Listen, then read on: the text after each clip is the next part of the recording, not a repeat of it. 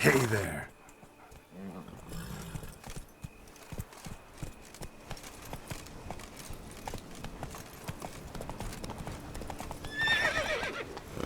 Take it easy.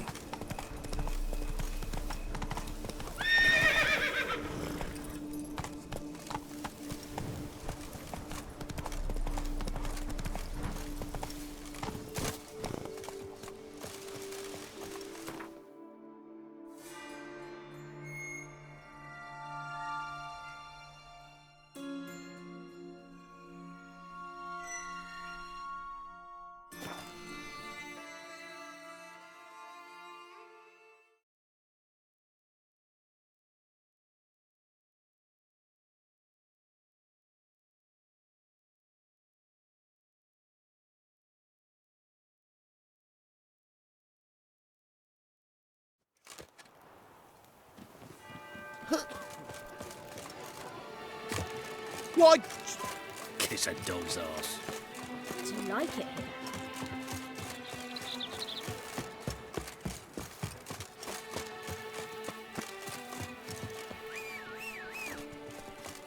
Ew, stinky.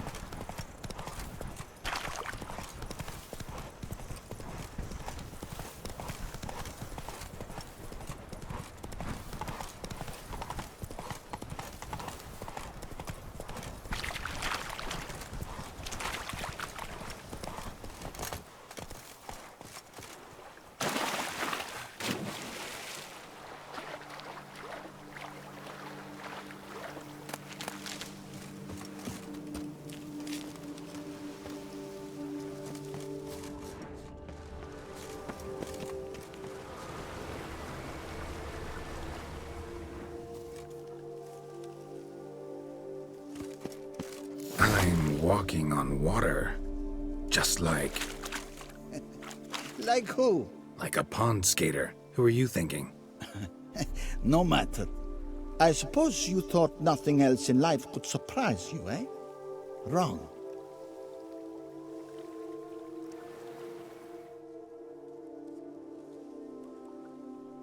Hey, happen to know how the hell I can walk on that water? Naturally, I know. Since time immemorial have I dwelt in solitude on this shore, and I can testify to the extraordinary nature of the lake. What's so extraordinary about it? I mean, besides the fact that you can walk on its surface. A sword, most wondrous, lies in its depths. I watch over it. The blade may be grasped solely by one who possesses the 5 chivalric virtues.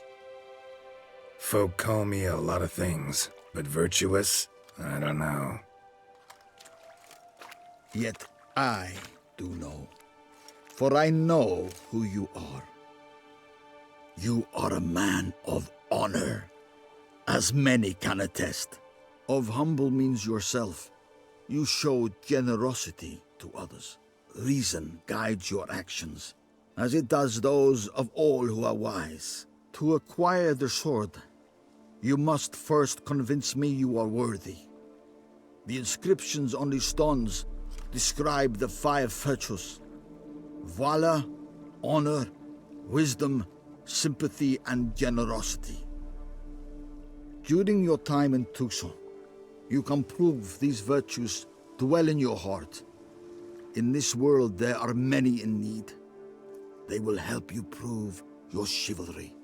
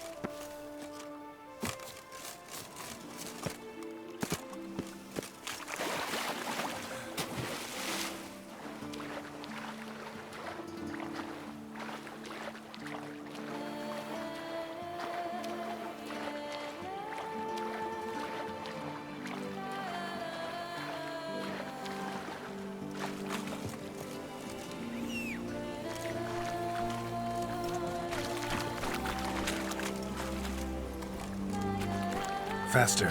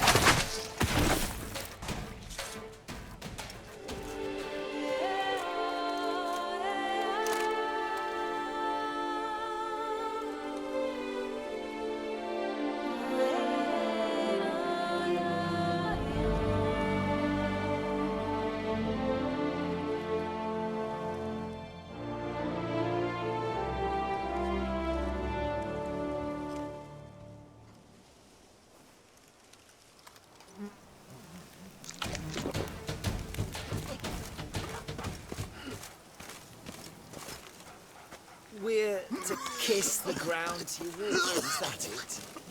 But you just did your diddly witcherly duty. Ooh. Slower.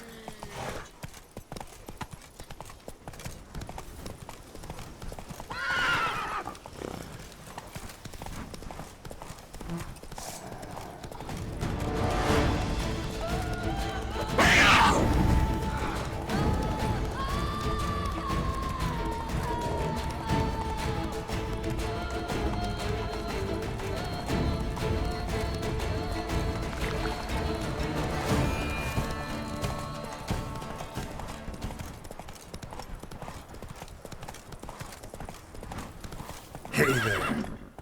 Behave yourself. That Witcher's rather handsome. Endless Rampona! Wisdom lies stripped of all that is noble. Good folk, have you seen these prices?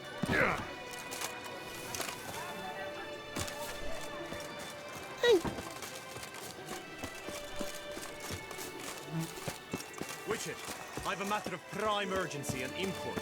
I must speak to you.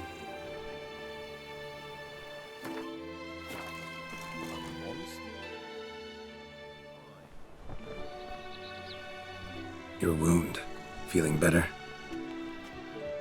It's healing splendidly, though I am to avoid trouble for some time. To be frank, that is precisely why I wish to speak with you. Want me to stand in for you? Take on some trouble on your behalf? That could very well be the case. You see, there is a maiden, nay, a lady. I suspect someone's cast an ill spell upon her. A curse, perhaps. What makes you think she might be cursed? You must keep all I say to yourself, I beg you. I would never dare to be so indiscreet normally, yet I'm troubled about her, for her. Vivian shuns the company of others. Though the fairest maid at court, she keeps men at a distance. I thus determined I would resort to trickery.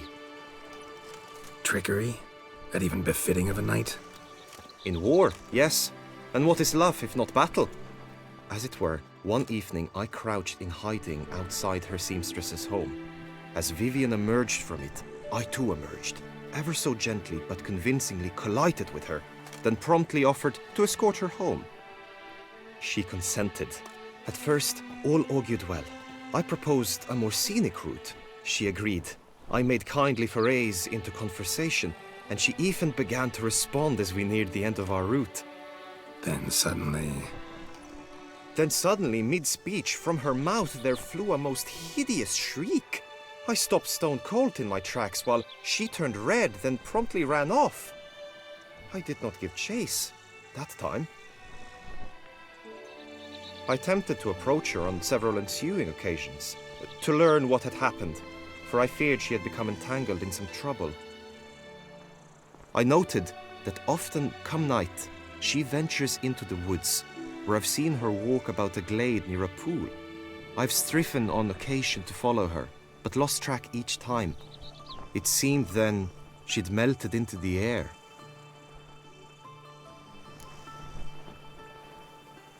tell me more about Vivian. Who is she? What's her story? She's Her Enlightened Highness's lady-in-waiting. Her mother was a lady-in-waiting, her father a knight. That is all I've learnt, for the Duchessa grows angry when asked about her. Vivian spends her days within the palace walls. Yet we are in luck, for she has been named the tourney's patroness this year. Thus, each participant will be granted an audience with her. Got a problem then. See, I'm not a participant. I've devised a solution already. You shall take my place in the lists and thus gain the chance to speak to her. I was looking forward to winning the tourney, very much so. Yet for Vivian, I am prepared to sacrifice anything.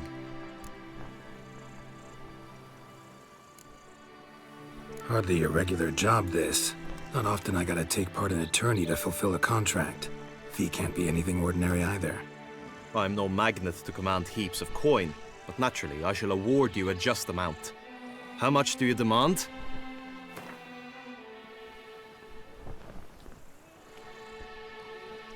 Agreed. That is an amount I can indeed muster.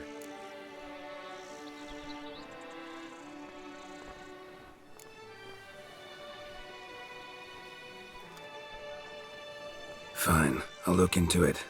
Gotta admit, piqued my curiosity. I shall be forever in your debt. Now, we must ensure you are not eliminated from the tourney before you can meet Vivian. Meaning? Could you show me how you shoot, ride and fight, perchance? And you must learn the tourney rules, know how to apply them in practice. I did not mean to suggest I doubt your abilities. Everyone must... Besides, the tourney contests must surely differ.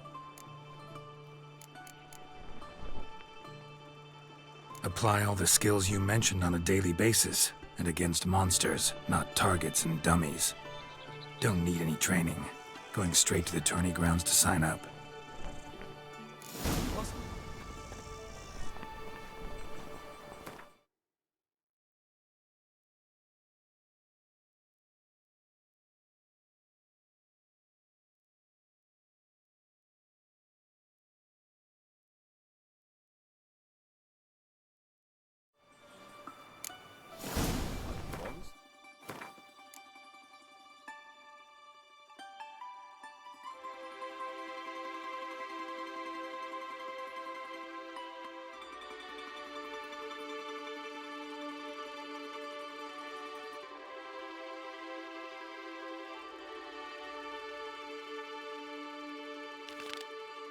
Slay it. My.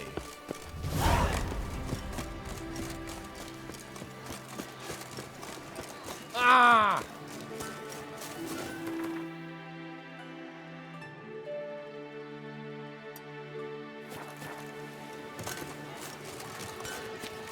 Oh, damn it! Oh! Tea!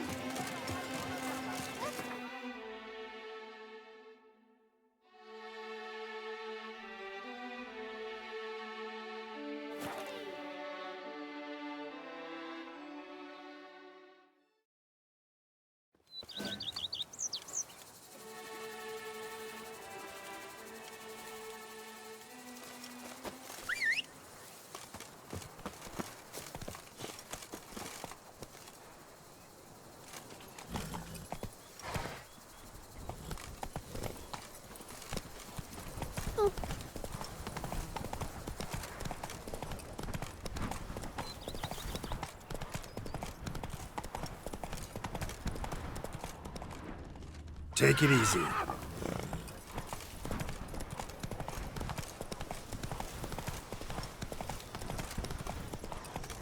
Slow now. Be bum-poked. You must hang on, milady.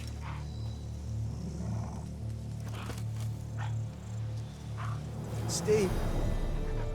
You Jacob? Heel, Moholt. Down. Who asks? A witcher. Saw your notice. Hold up. A witcher, you say?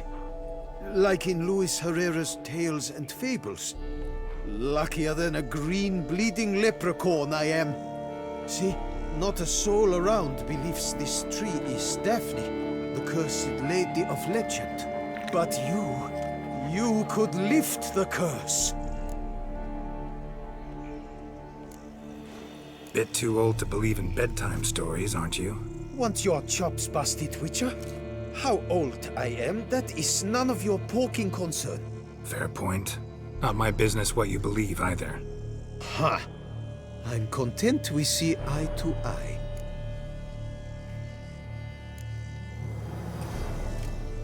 So what makes you think there's a girl cursed inside the tree? Well, I came out with my dog, Moholt, to cut her down. Axe in hand, a broad swing I took. The edge burrowed deep in her trunk, and bum-botch me if blood didn't spurt forth. My jaw dropped in the dirt. But right then I knew. Every jot of it in the tale of Daphne, Gareth, and the Witch of Lynxcrag. Don't tell me. From Herrera's Tales and Fables. You porking bet. Second edition. Amended in octavo. I know those tales by heart. My nan read them to put me to sleep. Guess she read it cover to cover, colophon included.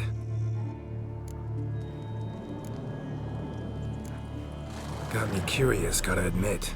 You really think the old tales are true? Taking the weepy, are you? Do you think me balmy? No, it's just these are dark, grim times. No room for knights pure of heart or happily ever afters. So I don't often run into folk like you. Yes, true, the times are crud pie. But I see this as all the more reason to remember the tales. My gran would say, if you know not what to do, think to the chessboard knight and noble Alondra, and the path they would choose. She schooled me so thorough in it, I could not do otherwise even if I wished to. Let me take a look at the tree. Careful now.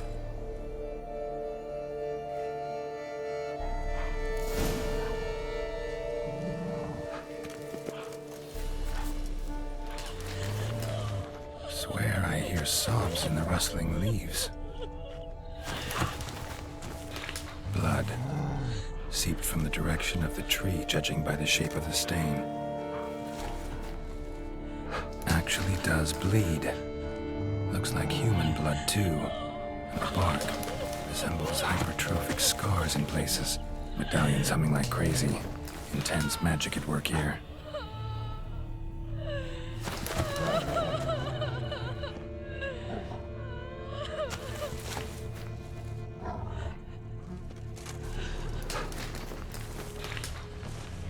Actually does bleed. Looks like human blood too. And the bark resembles hypertrophic scars in places. Medallions humming like crazy. Intense magic at work here.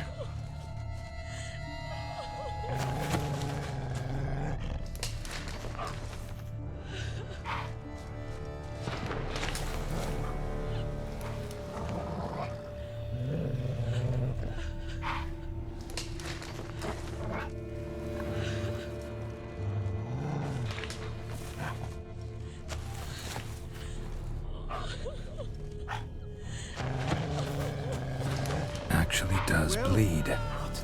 Looks like human blood too. And the bark resembles hypertrophic scars in places. Medallions humming like crazy. Intense magic at work here.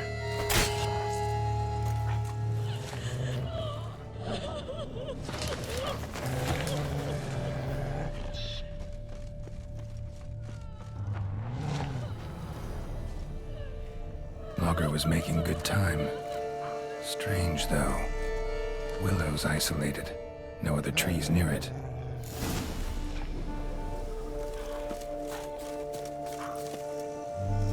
And? Did you look at the tree close? Actually does bleed. Pretty incredible. Looks wondrous. Did I not say so? My help doesn't come free, you know. You speak to a lowly woodcutter. No stench of coin about me.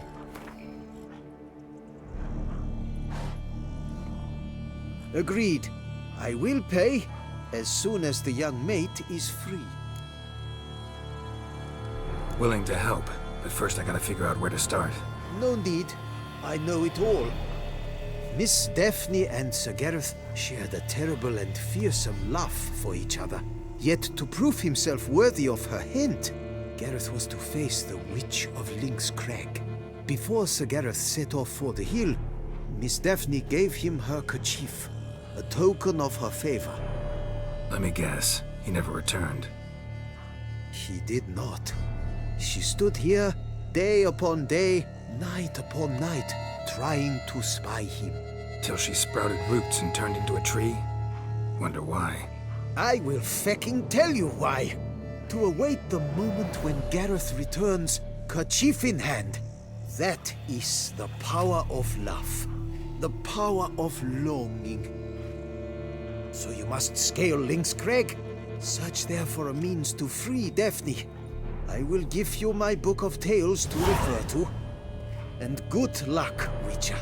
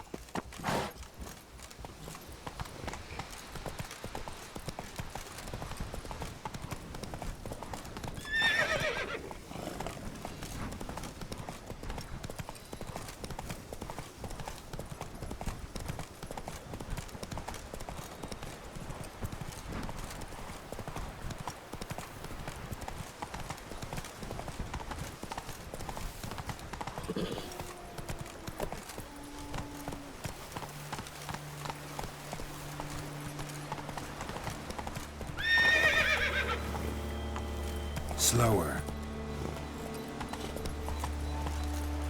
Come on, Roach. Not attacking. Doesn't mean it's not a threat, though.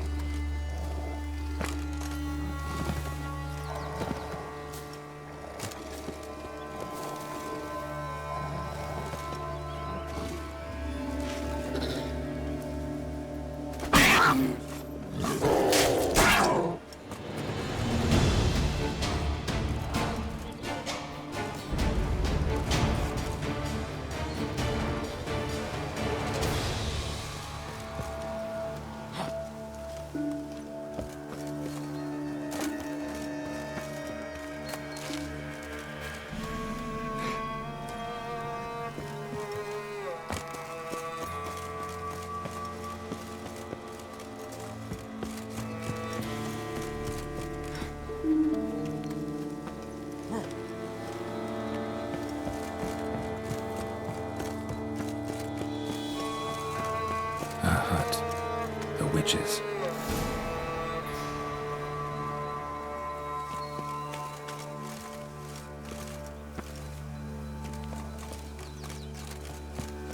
Hut looks inhabited. No sign of the dweller, though. Guess I'll look around.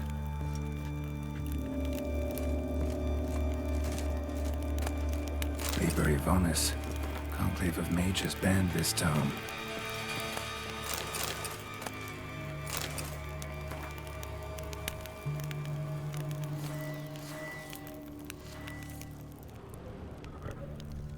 Warm. Smells inconclusive. No idea what ingredients are in there.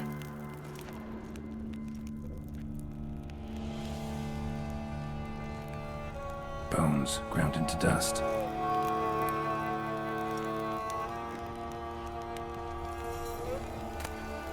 Notes on the use of yarrow stems. Interesting.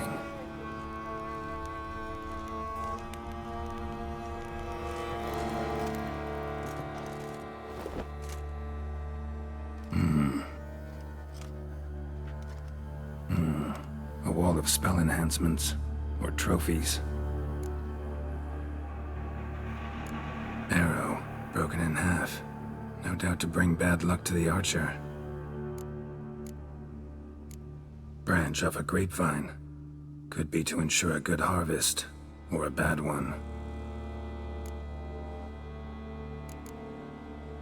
Doll looks like an accessory for casting curses.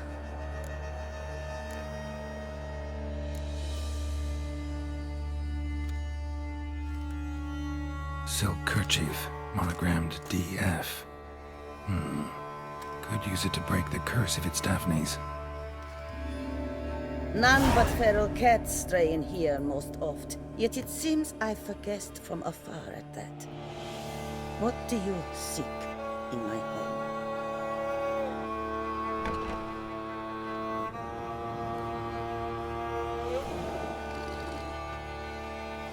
Already found it. You do not aim to lift the curse from the tree, girl, do you? What if I do? Then you had best know you waste your time. The old tales? Did your nanny not tell them to you? Even I, the witch of Lynx Crag, would be hard-pressed to overcome the power of love and longing.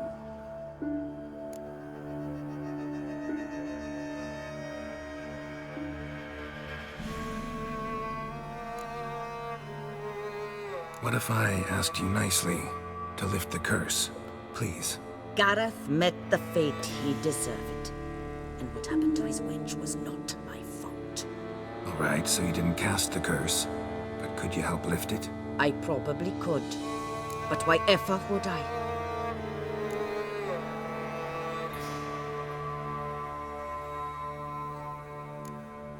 I'll humble myself, prostrate myself before you like the Gareth of the tale did.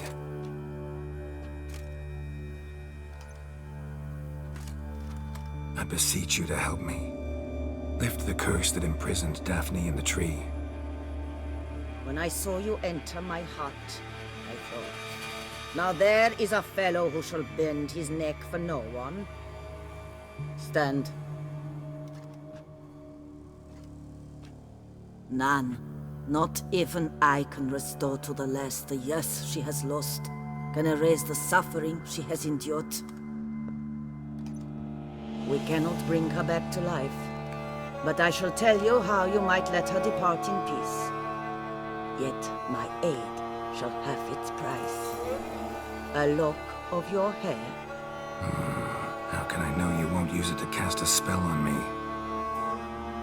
I require this. I must, for with it I will cast a spell to conceal me from you for all time, and will use it for nothing else. You will nag me never again, and you've nothing to fear, I assure you. I always keep my word.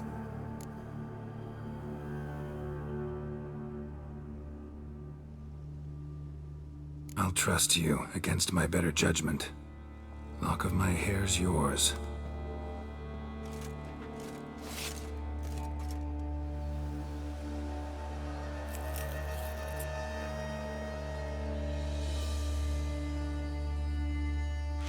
Splendid. What do I need to do? You must convince the maiden her beloved yearned to return, but perished in the attempt. Take her silk kerchief and a fragment of Gareth's remains. His bones lie bleaching in the cave beneath this rock. Fire must consume the kerchief and remains. And remember, your heart, your intentions must be pure. Clear? Yeah. Thanks for your help. You're welcome. And adieu. Once you walk out that door, never shall we meet again.